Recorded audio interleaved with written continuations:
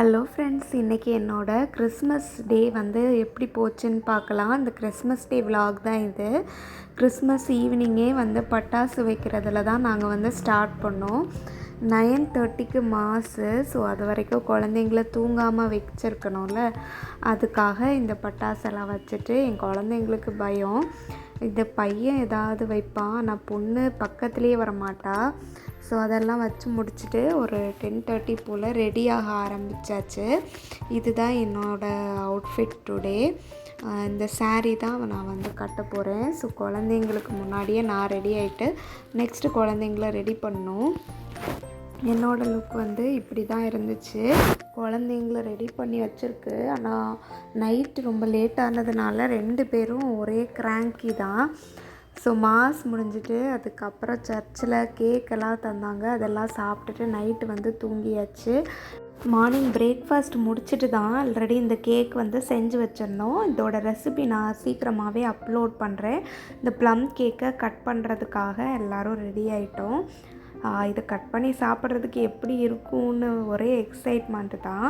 என் குழந்தைங்களுக்கு மேலே இருக்கிற அந்த செரியை எடுத்து சாப்பிட்ணும் நோண்டி. சின்ன வயசில் நமக்கும் அந்த பழக்கம் இருக்குல்ல, மேலே ஏதாவது நட்ஸ் இருந்தால் அதை மட்டும் எடுத்து சாப்பிடுவோம். ஸோ அதை மாதிரி தான் 2 பேரும் அதை எடுக்கிறதுக்கு ட்ரை பண்ணிகிட்டு இருந்தாங்க. ஒரு வழியாக வந்து கேக்கும் கட் பண்ணி சாப்பிட்டோம். ரொம்ப டேஸ்ட்டாக இருந்தது கேக்கு. இதில் வந்து ஆரஞ்சு ஜூஸும் எதுவும் நான் வந்து சேர்க்கலை. அப்புறமா ஆல்கஹால்லையும் வந்து ஃப்ரூட்ஸ் எதுவுமே சோக் பண்ணலை.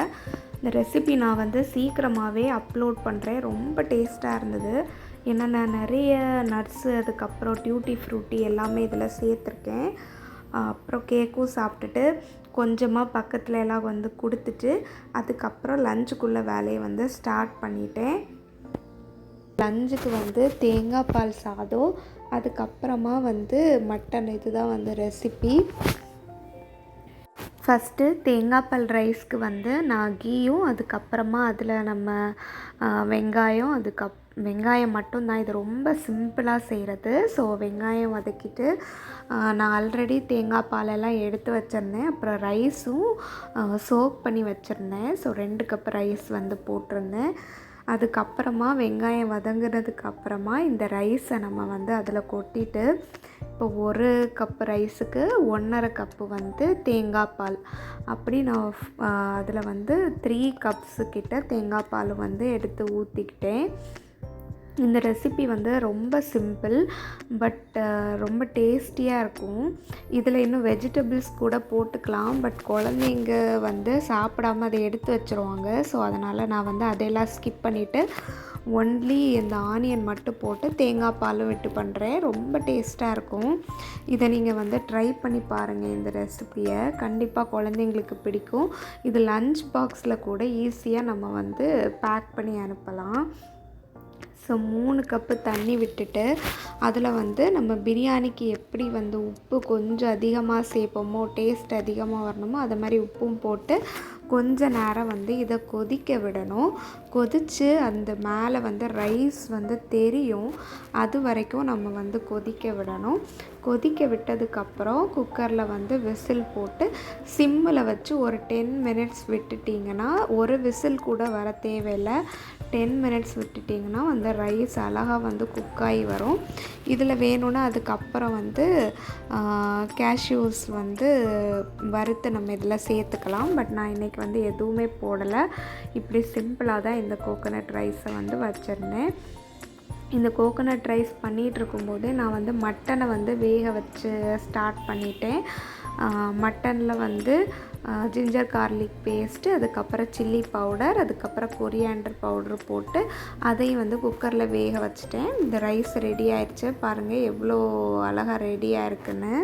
ஸோ இதை நான் வந்து ஒரு ஹாட் பாக்ஸில் வந்து அதுலேருந்து தட்டி எடுத்து வச்சுக்கிட்டேன்.